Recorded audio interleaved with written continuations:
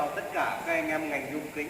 Lời đầu tiên tôi xin gửi lời cảm ơn tất cả các anh em ngành nhôm kính đã bớt chút thời gian xem qua các cái video giới thiệu về các cái dòng máy sản xuất cửa nhôm, cửa nhựa của công ty cổ phần xuất nhập khẩu thương mại Kinh-Bắc. Thì đối với các cái anh em trong ngành nhôm kính trong thời gian vừa qua có liên hệ đối với tôi cần tư vấn về các cái dòng máy sản xuất cửa nhôm, thì hiện nay có một câu hỏi mà anh em thường hay đặt ra đối với tôi là sự khác biệt giữa dòng máy cắt hai đầu 09 và 09S như thế nào. Do hiện nay trên thị trường có rất nhiều các cái đơn vị cung cấp máy, cũng như là mỗi một đơn vị thì lại cũng có rất nhiều các cái dòng hàng 09. Thì anh em khi đã muốn đầu tư những cái dòng máy như vậy thì cần nắm bắt được rất nhiều các cái chi tiết, đặc điểm quan trọng của máy, cấu thành lên cái máy, đem lại cái hiệu quả, tính ổn định cao, cũng như là phù hợp với cái nhu cầu sản xuất của chúng ta. Thì ngày hôm nay tôi xin giới thiệu với các anh em dòng máy cắt nhôm hai đầu 09S với thương hiệu Fentech thế hệ mới nhất tháng 8 năm 2019 của công ty cổ phần Kinh-Bắc. Thì tôi sẽ tư vấn cho tất cả các anh em về các cái chi tiết của máy và tại sao chúng ta nên đầu tư dòng máy này. Thì tiếp theo đây tôi sẽ đi vào chi tiết của cái dòng máy thế hệ mới này để anh em có thể nắm bắt được cụ thể hơn. Thì đối với cái dòng máy cắt hai đầu 09 này của chúng tôi thì nó sẽ mỗi một đầu máy sẽ được sử dụng là một motor 3 kW cho một đầu máy. Tổng công suất của hai đầu máy là 6 kW. Đường kính lưỡi cắt là 455, thương hiệu Tenjin Nhật Bản, và sẽ có chế độ bảo hành về chế độ cắt cho anh em. Trong trường hợp mà chúng ta cắt bị ba vía cho tất cả các hệ nhôm sinh pha hay bách mặt dựng mà nó bị ba vía, chúng ta sẽ được thay thế một cặp lưỡi mới.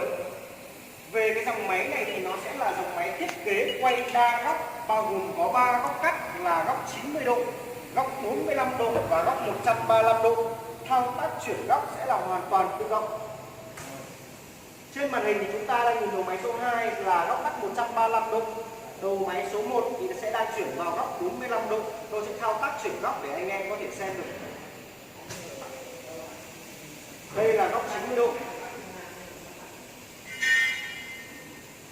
Như mọi người có thể nhìn thấy ở đây thì toàn bộ thân bệ máy của chúng tôi thì đều sẽ được sơn là sơn bằng sơn hệ thống sơn tĩnh điện cả vỏ và phía bên trong của phần máy.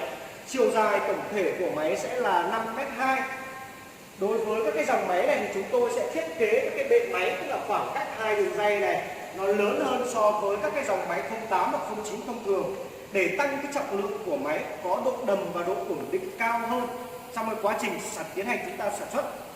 Trục chắn DC thì sẽ thiết kế theo phương thẳng đứng, hướng từ dưới lên, không như các cái dòng trục bổ thông thường. Thì đối với cái đầu máy ở đây thì bệ máy phía trước và bệ máy phía sau chúng tôi sẽ thiết kế các cái bệ thép nguyên khối đã qua nhiệt lượng chống cong vênh, chống han, chống rỉ cho anh em trong cái quá trình sử dụng. Đầu số 1 và đầu số 2 được thiết kế các cái máng trượt DC.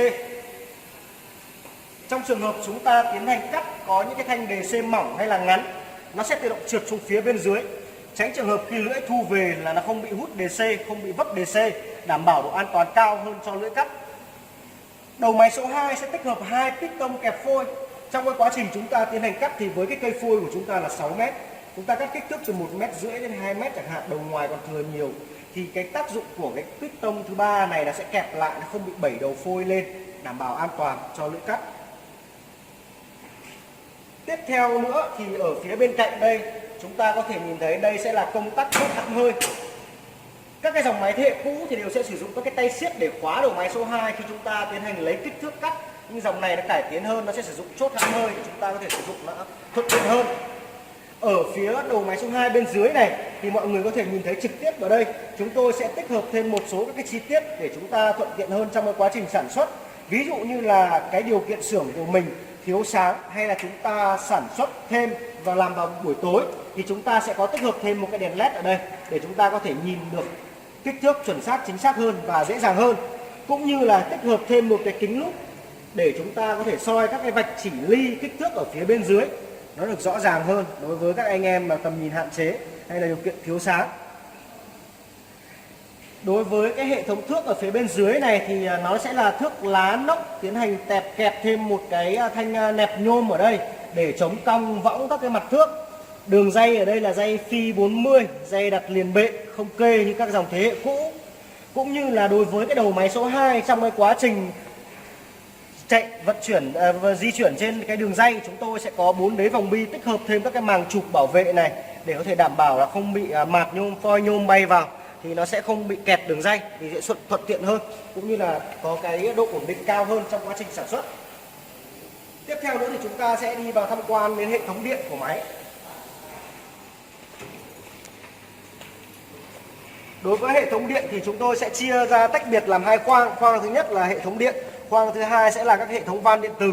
Thì đối với cái dòng máy cải tiến của năm 2019 này thì dòng 09 này chúng tôi sẽ chuyển sang thương hiệu điện là Schneider cao cấp, gồm có 2 át, 2 cầu chì và 2 cục khởi động từ, tích hợp thêm cả phần cảm biến rơ le nhiệt để đảm bảo an toàn cho cái hệ thiết bị động cơ của chúng ta. Đây là tụ chống đảo pha. Bên này sẽ là bộ chuyển đổi nguồn điện về 24V để cung cấp hệ thống điện từ bảng điều khiển chạy đến van điện tử, sẽ đảm bảo ổn định hơn, không bị chập cháy như những cái dòng van điện từ 220V thế hệ cũ. Tất cả các cái hệ thống dây điện của chúng tôi sẽ đều đi dây bọc lõi đồng 100%, không chạy dây đơn như những cái dòng mà giá thành rẻ, các cái dòng hàng phổ thông. Mọi người sẽ tiếp tục tham quan ở phía sau của dòng máy này. Thì ở đây anh em có thể chú ý một chút, đây sẽ là cái cốc lọc khí để cung cấp khí nén vào bên trong các hệ thống van điện tử của chúng ta. Thì ở đây nó sẽ là sử dụng các cái dòng cốc lọc khí cao cấp. Và trong cái quá trình sản xuất thì chúng ta lưu ý một chút là thường xuyên chú ý các cái cốc lọc khí này khi mà sử dụng, là thứ nhất là chúng ta phải xả nước ở đáy máy nén khí cũng như là ở cốc lọc khí này để tránh không cho nước nó bị chạy vào các cái van điện tử thì dẫn đến là hay bị chập cháy. Phía bên dưới đây thì sẽ là các cái hộp can đựng dầu cao cấp, thiết kế ở đây thì sẽ đảm bảo cho anh em trong cái quá trình sử dụng là không bị mạt nhôm, phoi nhôm bay vào bên trong. Nó sẽ có cả các cái đầu lọc để chúng ta cho đổ dầu vào, dây hút dầu để phun làm mát lưỡi trong cái quá trình vận hành và sử dụng. Ở phía bên ngoài đây thì anh em có thể nhìn thấy đây sẽ là sau của đầu máy số 1, bao gồm có piston chuyển góc loại lớn, kích thước là 201 x 100, đảm bảo đủ lực để có thể chuyển được góc trong cái quá trình vận hành sử dụng. Ở phía trên này thì mọi người có thể nhìn thấy ở đây sẽ là các cái bệ thép nguyên khối, không như những dòng máy thế hệ cũ là chỉ chạy một khung gang, và phía bên trên này là quây tôn. Ở đây là cả một cái bản bệ thép thì nó sẽ chống đỡ và chịu lực, máy nó đảm bảo nó ổn định hơn. Hệ thống piston đẩy lưỡi ra cắt sẽ bao gồm có 2 piston, một piston dầu và một piston khí. Cái dòng máy này thì nó sẽ tuy là cái bệ máy lớn hơn so với các cái dòng 08, 09, nhưng tuy nhiên nó lại tiết kiệm diện tích hơn ở đặc điểm là các cái piston đẩy lưỡi ra cắt nó sẽ tiến hành thụt vào bên trong đầu máy, vừa tiết kiệm diện tích cũng như là bảo đảm độ an toàn cho piston. Tiếp theo nữa thì một cái đặc điểm cải tiến rất quan trọng của cái dòng máy này thì tôi muốn tư vấn để giới thiệu cho anh em là cái hệ thống dây dẫn hướng đưa lưỡi ra cắt của cái dòng máy này. Nó sẽ sử dụng hệ thống dây dẫn hướng là dây vuông cao cấp.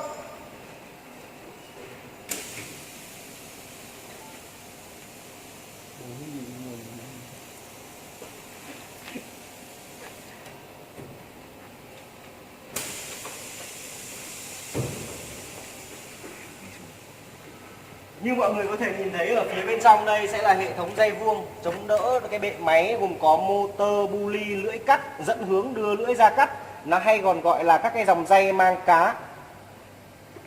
Đây có thể anh em sẽ nhìn sơ qua ở phía bên ngoài để chúng ta hình dung được cái dây vuông nó như thế nào. Đây là dòng dây mang cá, nó có các cái điểm khuyết này, vòng bi nó sẽ ôm vào các cái điểm khuyết để dẫn hướng đưa lưỡi ra cắt được chính xác tuyệt đối trong thời gian lâu dài. Không như các cái dòng máy dây tròn thì nó thường hay xảy ra các cái tình trạng như là bị dơ, bị biêng, dẫn đến là cái góc cắt của chúng ta nó sẽ không được đảm bảo. Trong khi đó thì quan trọng nhất của vấn đề làm nhôm hệ của chúng ta là yêu cầu tuyệt đối chính xác về góc cắt. Thì dòng máy này nó sẽ cải tiến khắc phục được các cái nhược điểm như tôi vừa nêu.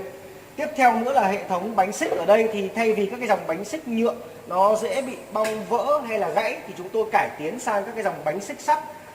Nó sẽ khỏe khoắn hơn, sử dụng vấn đề về lâu dài là đảm bảo chúng ta quá trình vận hành là được ổn định hơn. Thì tôi đã giới thiệu với tất cả mọi người về tổng quan và tất cả các chi tiết, các cái đặc điểm cải tiến của cái dòng máy thế hệ mới này. Và sau đây thì tôi sẽ tiến hành vận hành máy và cắt thử nhôm để anh em có thể xem được trực tiếp về quy trình vận hành cũng như là quá trình sử dụng của máy.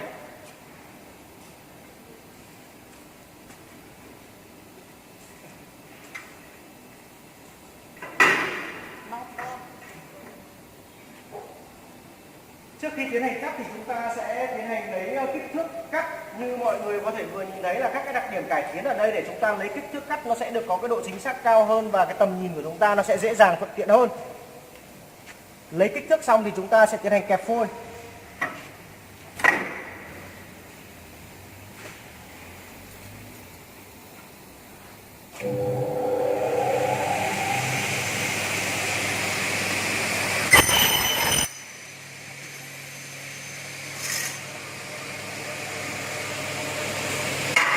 Như mọi người vừa nhìn thấy ở đây thì sau khi tôi tiến hành cắt xong thì đối với cái DC chúng ta tiến hành cắt xong nó sẽ tự động lật trượt xuống phía bên dưới để không xảy ra các tình trạng bị vấp DC hay là bắn DC. Thì ở đây chúng tôi tiến hành cắt là nhôm sinh pha nhập khẩu.